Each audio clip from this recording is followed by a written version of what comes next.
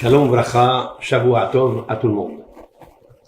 Je voudrais vous donner une ségoula pour fortifier la santé mentale, fortifier la santé cardiaque, du cœur et de l'esprit. Il y a toujours des peurs quand il arrive samedi soir. Nos sages ont déjà expliqué ce phénomène mystique. Chaque fois que le Shabbat sort, le peuple d'Israël sent quelque chose de très très particulier, une angoisse, une inquiétude. Pourquoi? Quelle est la raison? Il y a à cela plusieurs raisons. Une des raisons connues, c'est que l'âme, c'est-à-dire le supplément d'âme que chaque Ben Israël, Bat Israël, a reçu pendant le Shabbat, et il se sentait dans un autre monde, un monde mystérieux, jovial, exceptionnel, qu'on ne retrouve pas dans la semaine, d'ailleurs. Sauf pour ceux qui étudient la Torah.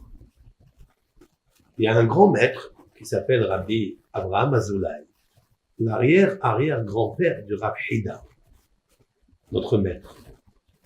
Il y a à peu près 250 années, il a dit que celui qui étudie la Torah pendant la semaine, il obtient une âme, un supplément d'âme, Chokhma Bina Da'at, sagesse, intuition et amour. C'est-à-dire, Da'at, c'est en fait amour, c'est lien, kesher, c'est une connexion, une symbiose, un attachement à Dieu particulier. Grâce à la Torah qui contient ces trois ingrédients, sagesse, Chokhma, Bina et Da'at. Et donc, le supplément d'âme, en fait, il vient de là, de ces trois propriétés qui procurent à l'homme et lui confèrent une intelligence particulière pour dompter ses passions, ses pulsions, ses peurs, ses inquiétudes.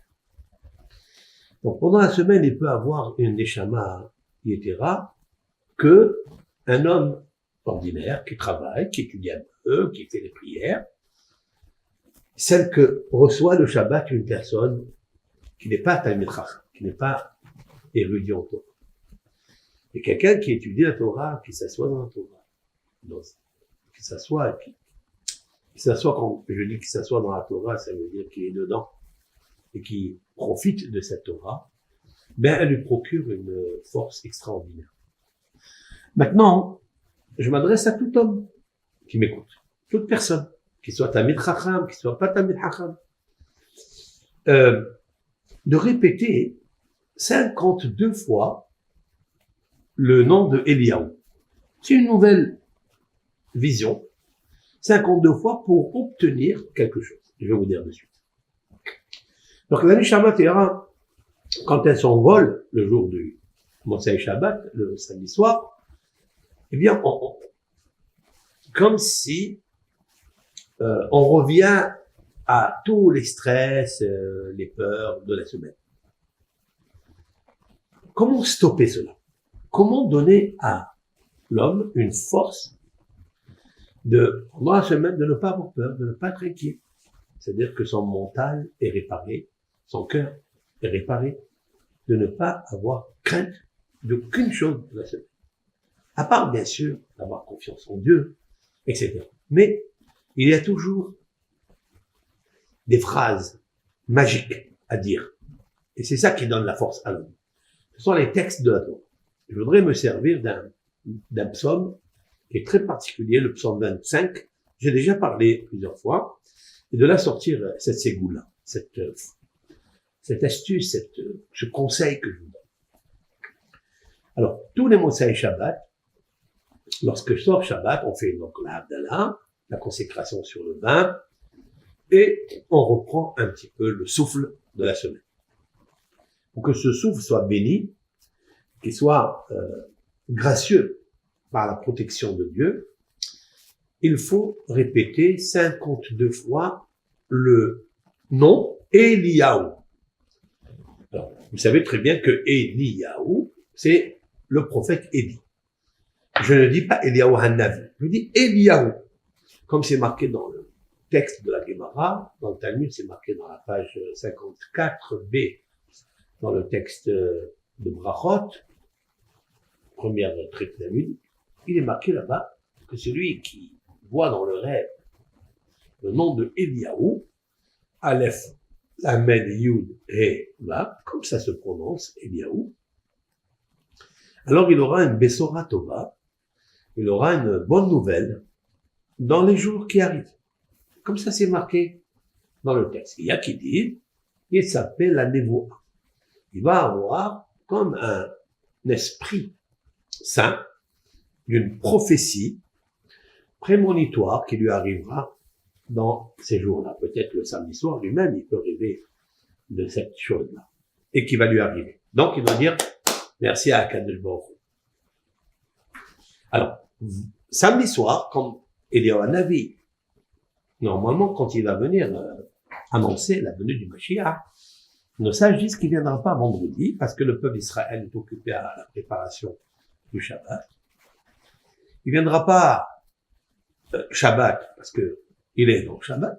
Il viendra Motsae Shabbat, c'est-à-dire à la sortie du Shabbat, qui est la fin du 7e jour et le début de Yom Ehad, c'est-à-dire du premier jour de la semaine, donc dimanche pour nous aujourd'hui. Maintenant, Eliyahu Hanavi est très très heureux quand on cite son nom, et c'est très important. La valeur numérique du mot Eliyahu, du nom Eliyahu, c'est 52. Vous voyez, 52. C'est très beau parce que 52, 5 et 2, ça fait 7. Donc il vient toujours quand le 7, il est fini. Donc 7, on passe à 8. 5 et 2, cette ségoula, elle peut attirer aussi pour les personnes, le couple qui n'a pas de garçon. Il y a des personnes qui ont que des filles, et n'ont pas de garçon, ou bien que la femme n'a pas encore, n'est pas tombée enceinte. Cette ségoula, elle marche aussi pour ça. Ce que je viens de vous dire maintenant. D'avoir un garçon. Pourquoi? Parce que Eliyahu, valeur numérique, Ben. Un garçon. 52. Voilà. C'est très très simple, Ben. Il est l'annonciateur des enfants. D'ailleurs, c'est marqué dans le prophète Malachi, à la fin du chapitre là-bas, c'est marqué Hine Anochi Sholech Lachem et Elia Hanavi. L'Éternel dit, je vais vous envoyer le prophète Elia, et Shivlev Avot Al Banim. Il va ramener le cœur des parents Al-Banim sur les enfants. Vous voyez que Eliyahu Hanavi, il a toujours ce contact père et Banim, garçon. Pas dit Avot Al-Banot, non, Al-Banim. Donc on voit qu'Eliyahu Hanavi, c'est Bina. Bina, c'est l'intelligence, c'est l'intuition, celui qui comprend Dieu. Alors donc, la ségoula est la suivante. C'est de répéter après la Havdalah, Eliyahu, Eliyahu, Eliyahu, 52 fois sans arrêt. Pas interrompre. 52 fois. Et que ça donne quoi? Alors, bien sûr, ça donne une valeur numérique comme 2600. Je vais vérifier de suite parce que je l'ai marqué ici. Ça fait 2704. Voilà, 2704. C'est marqué dans mon cours, là. 2704. Et après, ça fait quoi? Alors, je répète 52 fois le nom de Eliyahu. Je lui demande d'intercéder devant Hachem, de me donner un garçon, de me donner l'intelligence, Bina, et me donner la grâce et la force pour tenir dans la semaine. Alors, je fais référence à ce chiffre-là, 2704. Je fais référence à un psaume. C'est ça qui m'intéresse. Ce que je viens de dire maintenant, c'est bien, mais c'est pas encore la puissance. La puissance, c'est le nombre, le chiffre qui sort avec cette multiplication de 52 fois 52. Eliyahu, 52 fois 52 fois. Ça me donne 2704 forces. My high. Ça donne quoi, en fait?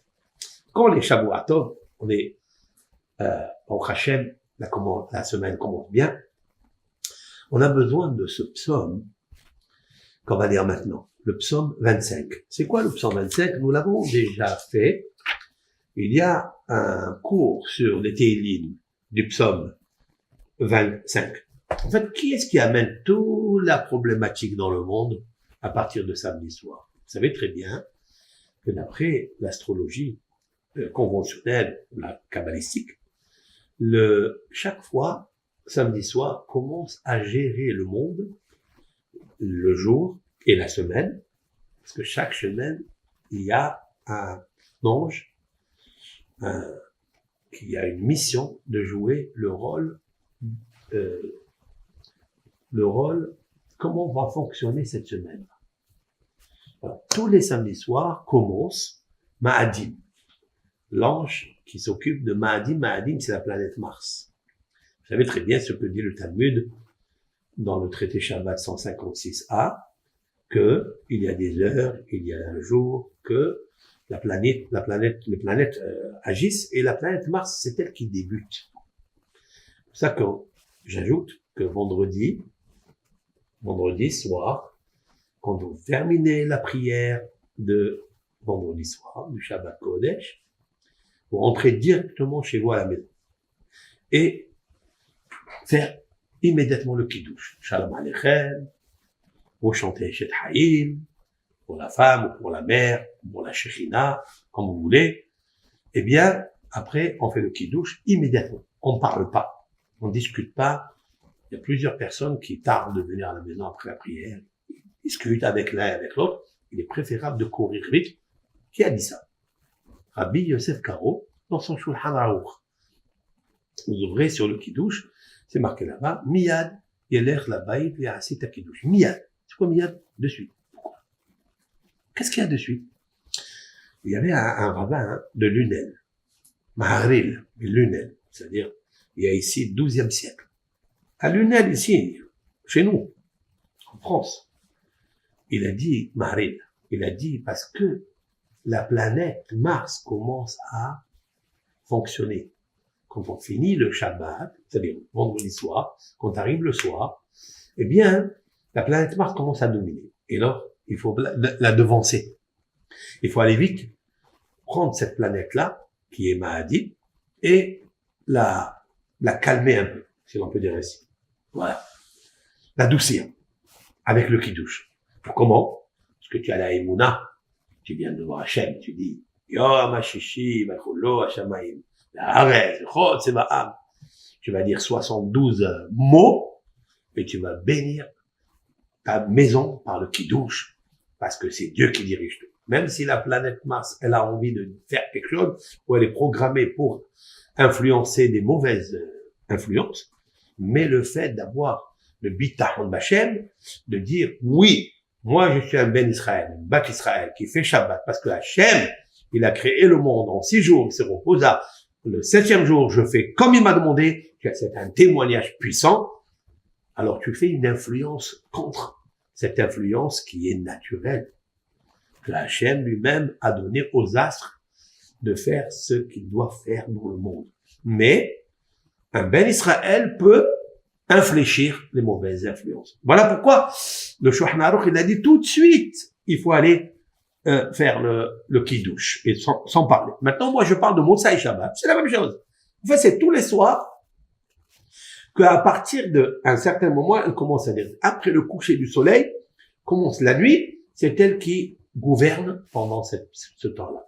D'ailleurs, même les statistiques donnent que c'est à partir de ce moment où se passent beaucoup d'accidents dans le monde, beaucoup d'avortements, beaucoup de viols, beaucoup de crimes qui se passe à cette minute-là. Et la raison, elle est rouge. La planète rouge, la planète Mars. Comme ça, maintenant, le fait de dire 52 fois Eliaou, Eliaou, Eliaou, eh bien, ça influence quelque chose, quoi. Le psaume 25. Alors, je vais vous le dire ce soir.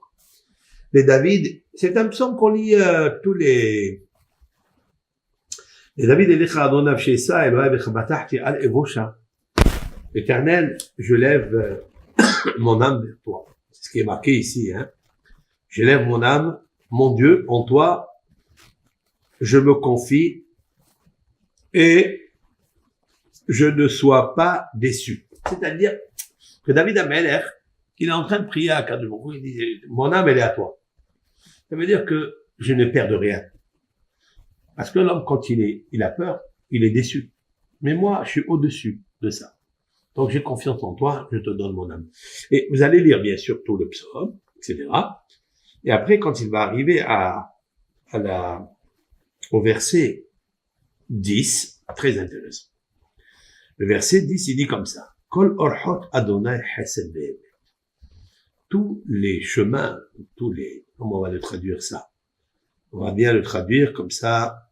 Toutes les voies de l'Éternel sont grâce et bienveillance pour ceux qui respectent son alliance et ses statuts. Voilà.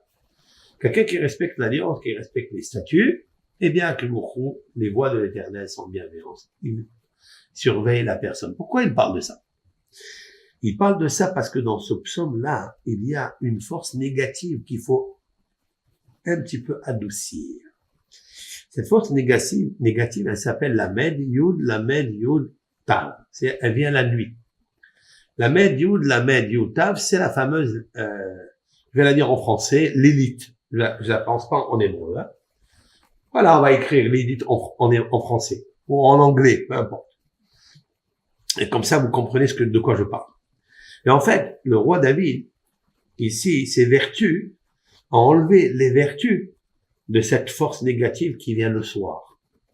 Et c'est un psaume qui est très très puissant, que on peut lire la nuit, parce qu'il est marqué là-bas, Hatot Ne'orai Ufsha'ai Al-Tiskor, dans le Passouk, j'ai marqué Passouk Zain, dans le verset 7, on dit à Dieu, les fautes de ma jeunesse et ce que j'ai fait avec préméditation, Al-Tiskor. Ne te souviens pas, oublie-les. Souviens-toi uniquement de ta grâce et de ta bienveillance. Les ma'an t'ouvra Hachem parce que tu es la source du bien, du bon. Voilà ce qu'il dit le roi David.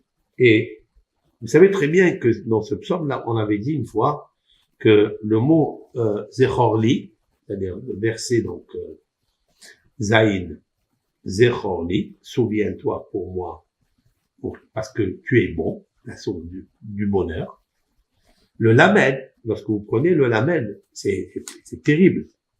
Vous allez trouver après 60 sauts de lettres. Si vous le faites, chaque 60 lettres à partir du Lamed, vous allez trouver ce nom-là. Lamed, Yud, Tav. En fait, le roi David vise à essayer de calmer cette force négative quand elle est en nous. Hein. Elle est là, pour nous. Elle n'est pas en l'air, elle est là, à l'intérieur de nous. Et c'est elle qui nous fait peur.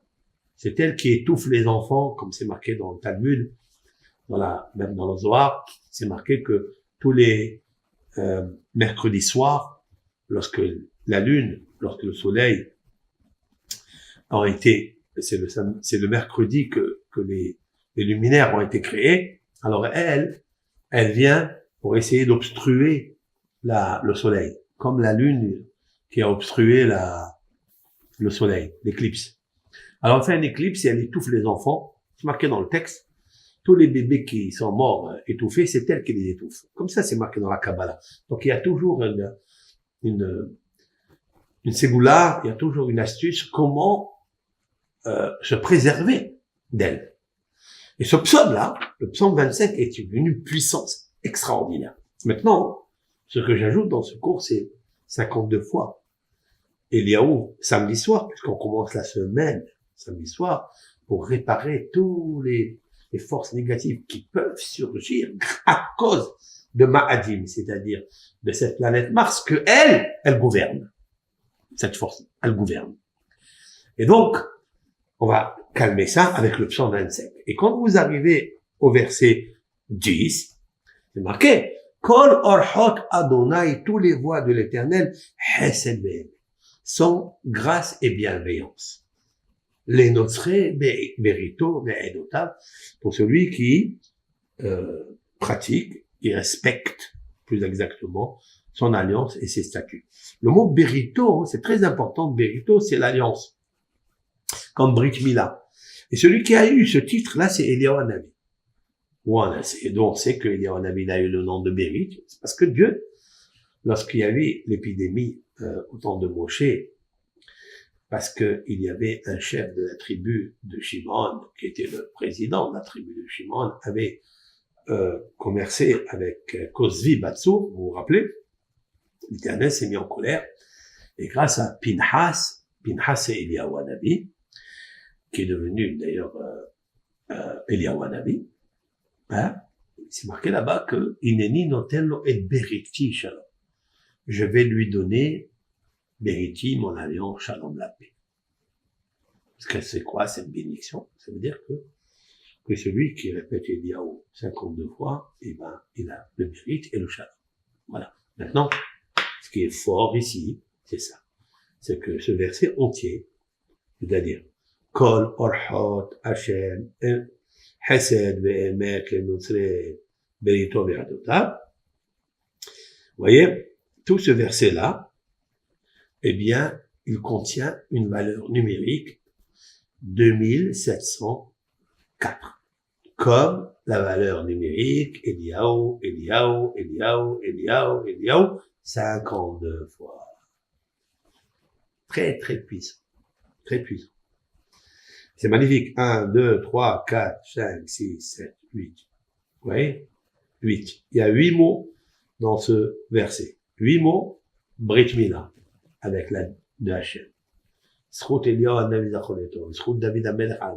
ça que je suis parti au psaume, parce que David, le roi David, c'est samedi soir. C'est la Séouda, la 4e Séouda. C'est la 4e repas.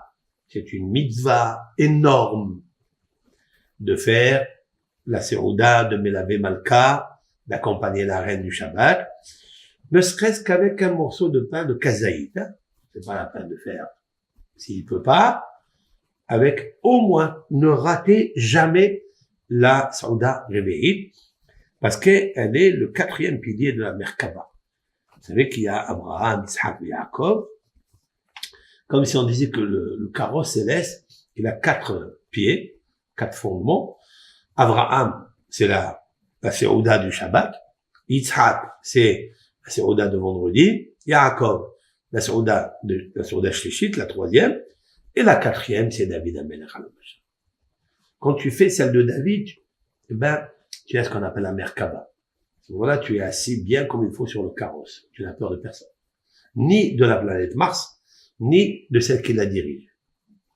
C'est-à-dire la Med, Yud, Tam. Celle-ci, qui la dirige parce que c'est elle qui verse le sang, en fait. Elle verse le sang matériel, physique, du corps humain. C'est elle qui crée les crimes, et c'est elle aussi qui crée le crime spirituel. Alors, grâce à Eliyahu Hanavi, elle a peur de lui. Quand elle écoute Eliyahu 52 fois, Borahat, elle se sauve. Et la puissance, elle est Kol orhot Adonai Hesed ve'emet. Tous les voies de l'Éternel sont grâce et bienveillance, les notzre berito ve'adotav, pour celui qui respecte son alliance et ses statuts. Voilà un petit cours Motsai Shabbat. Vous l'écoutez.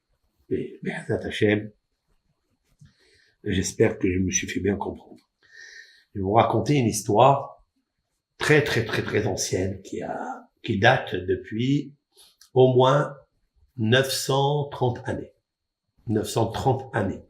Voilà.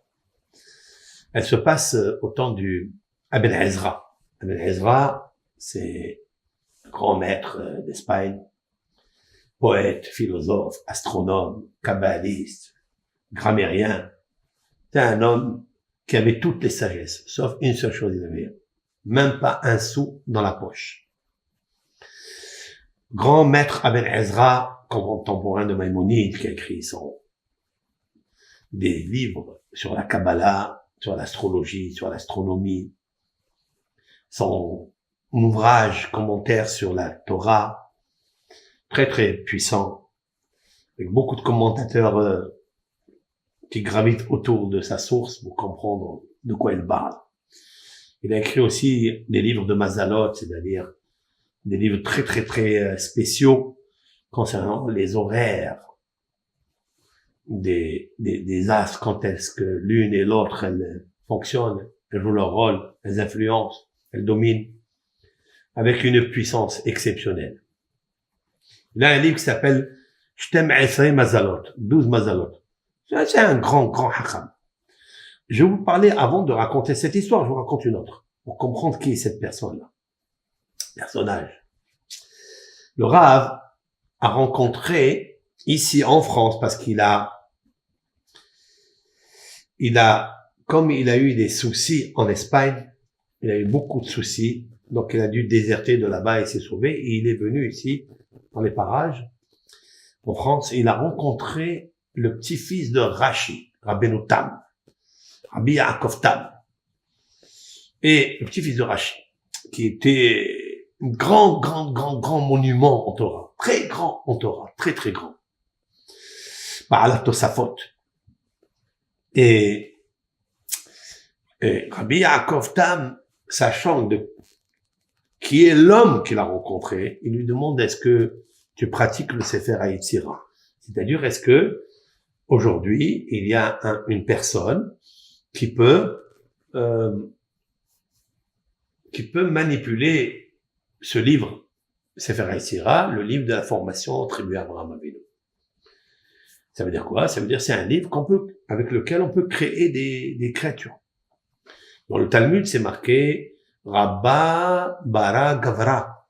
Rabba, c'est un célèbre rabbin du Talmud, Rab Nachman Bar Yitzhak. Ça, il s'appelle Rabba, c'est Rab Nachman Bar Yitzhak. Son diminutif, c'est Rabba. Lui, il pratiquait la création d'un veau tous les Shabbats, tous les vendredis, quoi. Pour Shabbat, pour Kavod de Shabbat. Et dans le Talmud, il y a un autre qui était malade, un rabbin qui était malade, et un autre Emora, un autre traducteur de la Gemara, il lui a envoyé un robot qu'il a créé grâce au Sefer Yetzirah. Il lui a envoyé pour le servir comme un robot de la maison pour faire le ménage. On va pas aller plus loin.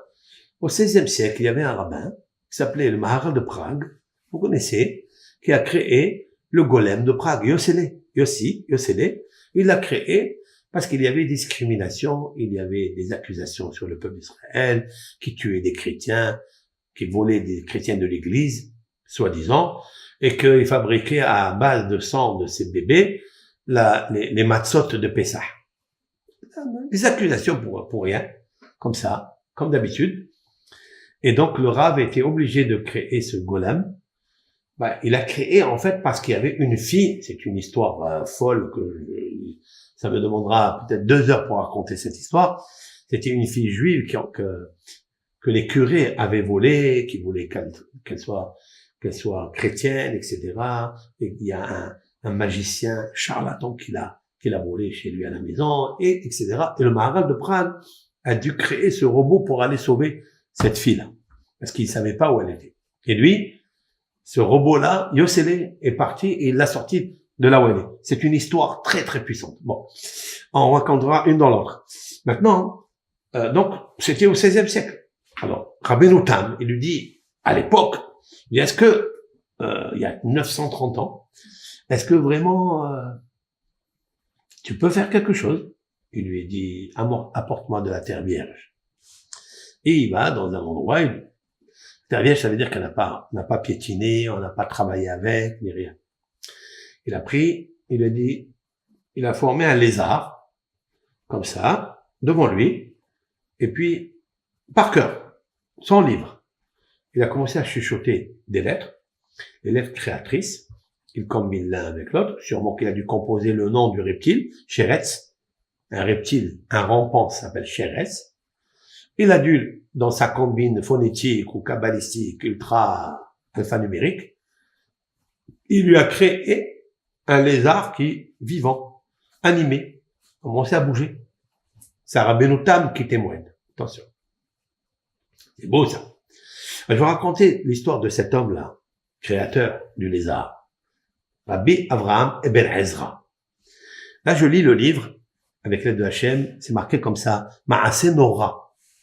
C'est une histoire formidable et redoutable. Mais à Hachama Gadol Kadosh Elaki, du sage, le grand, celui qui était saint de Dieu, Rabbeinu Avraham Ben Ezra, Zal. Ce livre, il date, j'ai un livre de 300 ans ici, ce que je suis en train de vous lire maintenant. Alors, il dit, il y avait une fois dans une vie, traduire, je vais pas dire, je vais traduire. Je prends le temps de traduire. Il est arrivé à cette époque de Ben Ezra, dans une ville, il dit pas où. Il y avait très peu de gens qui habitaient dans ce petit village, et il y avait là-bas des gens très pauvres. Parmi eux, parmi ces gens qui habitaient, il y avait un homme, Ish Miskin Ve'ani, Medouk. C'était un homme qui est très pauvre, très écrasé par les misères. Et il avait rien à la maison. Et il y avait là-bas, dans cette maison, plusieurs enfants avec une femme, et ils mangeaient vraiment très, très, très peu. Le problème, c'est qu'ils font des enfants, même qui savent qu'il n'y a pas de quoi manger. Cette personne-là avait tellement de la peine, en voyant ses enfants qui n'avaient rien du tout, sa femme qui pleurait, la voisine ne peut rien lui donner parce qu'elle aussi, elle a pas, et il est parti dans un yahar, c'est dans une forêt. Comme ça, il est monté dans une bika, giva avec bika. C'est une giva, c'est comme une plaine. Il monte et il rentre dans la forêt. Et voilà qu'il lui arrive une chose terrible. Il voit que sa force l'abandonne et il s'endort. Et voilà, il pleure. D'abord, il pleure, et il dit à Hachem Barach, regarde, je n'ai rien du tout. Qu'est-ce que je fais dans ce monde? C'est mieux qu'il le prenne et les zéros, qu'il voit pas la détresse de ses enfants, de sa femme. Il a dit, voilà. Et voilà, il s'est mis maintenant à crier avec la brisure du cœur. Et là, il se manifeste à lui, Ish Zaken, Rotemeil, vêtu d'un vêtement royal, et il est devant lui, il le voit. Il lui dit, qu'est-ce que tu as? Il lui a dit, j'ai un grand problème. Je n'ai pas de quoi manger. Je n'ai pas de quoi. Ça fait quelques jours et je veux plus rester dans cette ville. Il lui a dit, mais t'inquiète pas. Moi, je vais te donner un conseil extraordinaire. Avec ça, tu vas devenir immensément riche. Et l'autre, il le regarde et il dit, c'est quoi le conseil? Il dit, écoute-moi bien. Si tu m'écoutes, tu vas rentrer chez toi à la maison. Combien d'enfants tu as? Il lui a dit 7.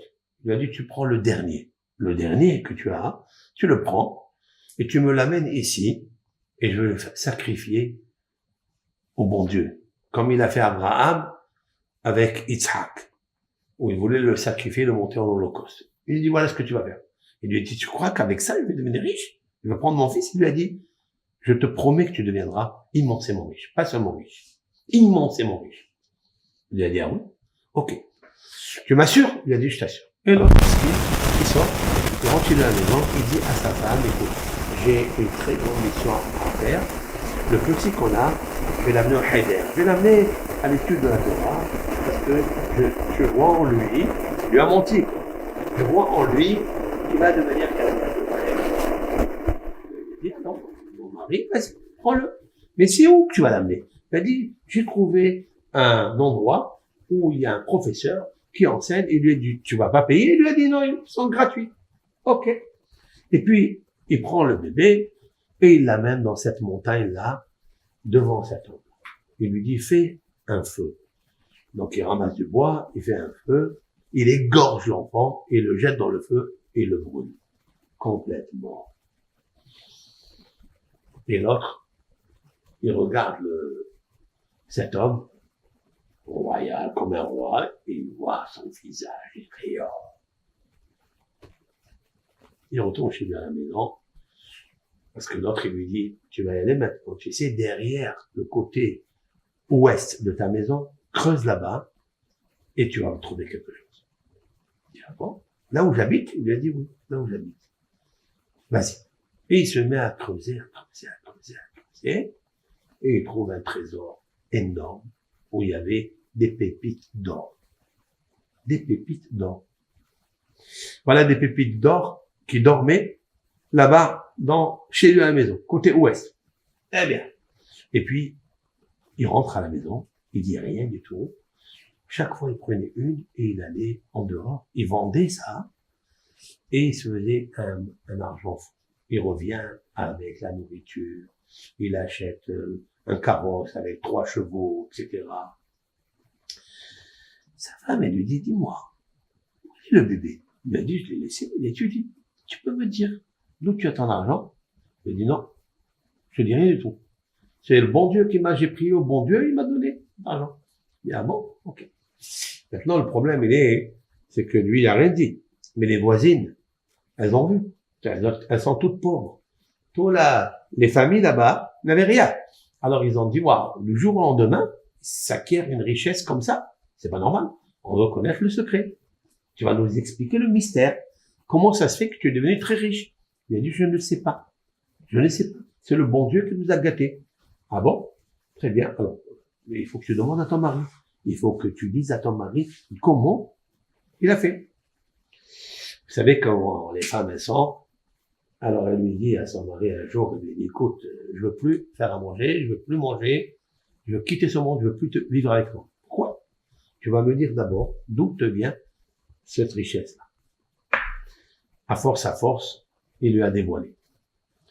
Et il lui a dit, voilà ce qui s'est passé. Et là, elle s'est mise à pleurer. Et alors, il lui dit, écoute, est-ce que c'est pas bien? On a sacrifié un enfant, mais aujourd'hui, tu vas sauver tous les autres. Tu peux avoir même d'autres. Aujourd'hui, tu es à l'aise, tu vas plus pleurer. Et elle s'est calmée. Très bien. Elle s'est calmée. Maintenant qu'elle est riche, il lui a acheté des diamants, il lui a acheté tout. Et là, les voisines, elles s'inquiètent. Mais d'où elle a ces diamants? Alors, ils ont commencé à parler, jusqu'à ce qu'elle a dévoilé le secret à toutes les voisines. Elle a dit à une elle a dit à l'autre. Il a dit, nous aussi, on va faire pareil. Si cet homme-là qui vous a donné la richesse par le sacrifice d'un de nos enfants, c'est ce qu'on va faire. Qu'est-ce qu'elles ont fait? Ils sont partis, eux aussi, chacun à son tour, et ils ont fait le feu, et ils ont brûlé leurs enfants, enfin, égorgé et incendié, incinéré son fils. Waouh! Et du lendemain, ils sont devenus toutes riches. Mais ils n'ont pas trouvé les trésors. Ils ne savent pas comment ils sont devenus riches. Mais en tous les cas, ce que leur a promis cette personne, voilà, cette histoire, elle commence. Et puis, passer par là, le grand maître avec raison. Parce qu'il a fait des nidoudim, il a fait un petit peu la erré dans son exil, comme on dit. Et il est arrivé à cet endroit, et il le voit tous contents, heureux, tous riches. Il dit, waouh, il me rappelle cet endroit, il n'y avait rien. Mais il n'a pas compris. Pourquoi? Lui, il s'était invité par le plus riche, le trousse. C'est le premier. La première personne dont on parle. Amen Ezra très bien reçu, ils ont chanté, ils ont fait Shabbat, etc. Et la joie dans la maison. Et lorsque Amen Ezra voulait quitter le lendemain, enfin après Shabbat, cette personne lui a dit, écoute, reste avec moi encore 2 ou 3 heures. Je lui ai dit, pourquoi? Je vous en prie, parce que nous allons faire la fête à la personne qui nous a gâtés. Ah bon?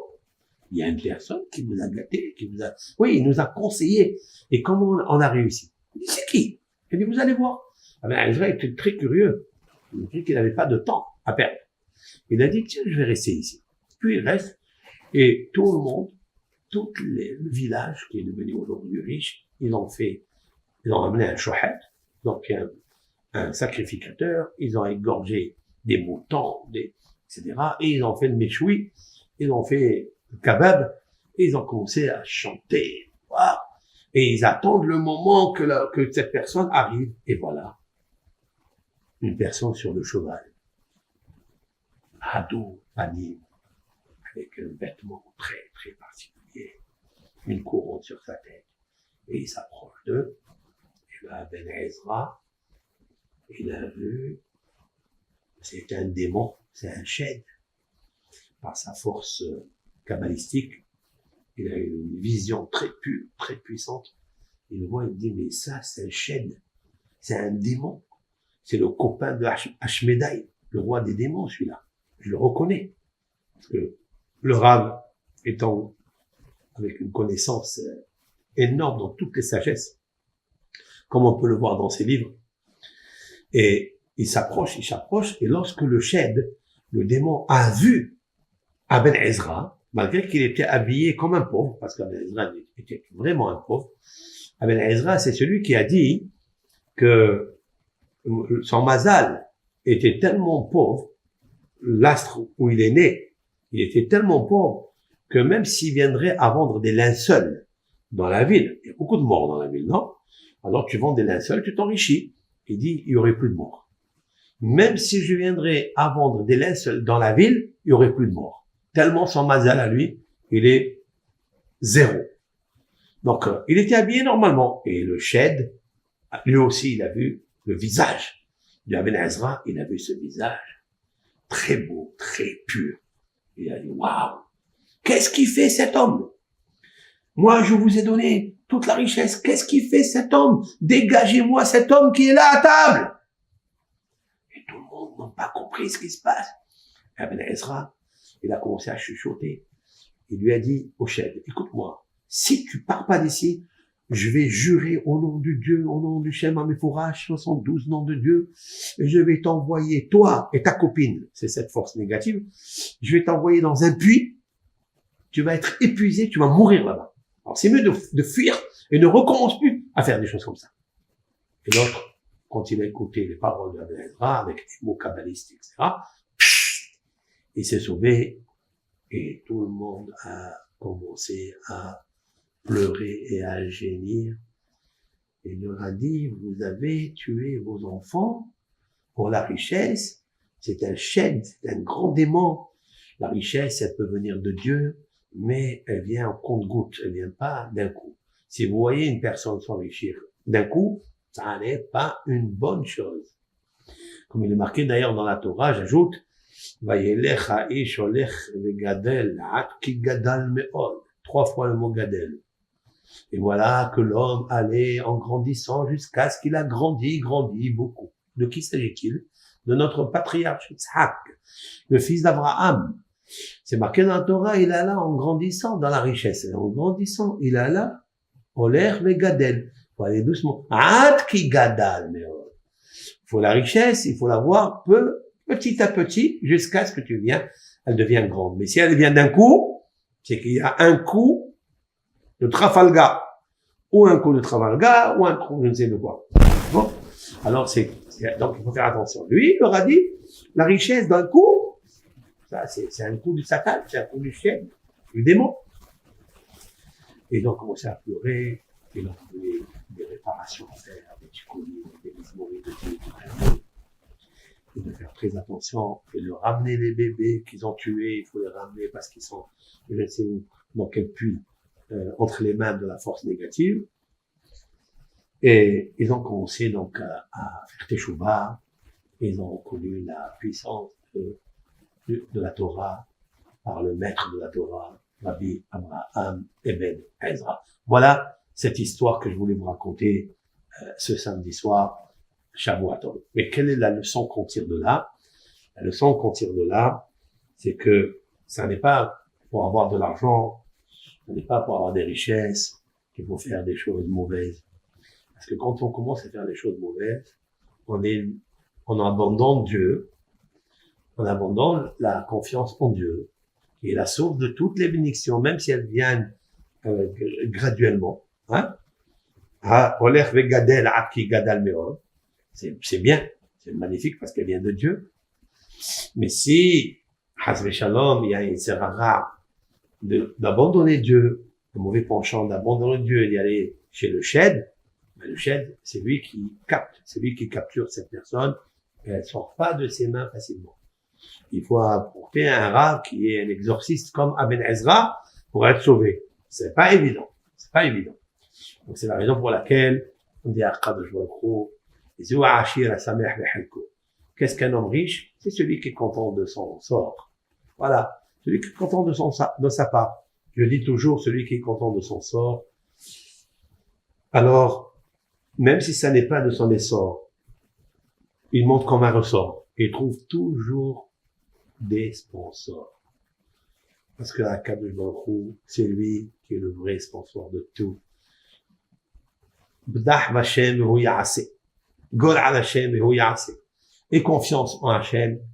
Et c'est lui qui fait. Toi, tu fais rien du tout. Et Hashem, il t'envoie.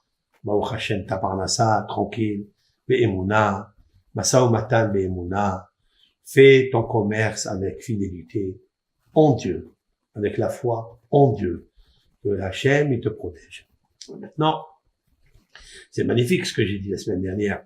C'est qu'il faut lire Kol orhot Adonai chesed ve'emet, le notre brito ve'edotav. Toutes les voies de l'Éternel sont grâce et bienveillance à tous ceux qui pratiquent ou qui respectent ses lois et ses statuts. C'est magnifique, ça. Avec ça, tu dis 52 fois le mot Eliyahu et tu as la valeur numérique 2704 comme ce verset qui se trouve dans le psaume 25, Ko. 25 psaumes. 25, Ko. Ko, c'est Ko Tevarechu. Hachem, il te donne la bracha. C'est très simple. Hachem, il te donne la bracha de tout ce que tu as besoin. T'inquiète pas. Aie confiance en lui. Kol orhot Hachem chesed ve'emet, comme c'est marqué, les notre berito ve'edotav. Toutes les voies de l'Éternel sont grâce et bienveillance à tous ceux qui respectent son alliance et ses statuts.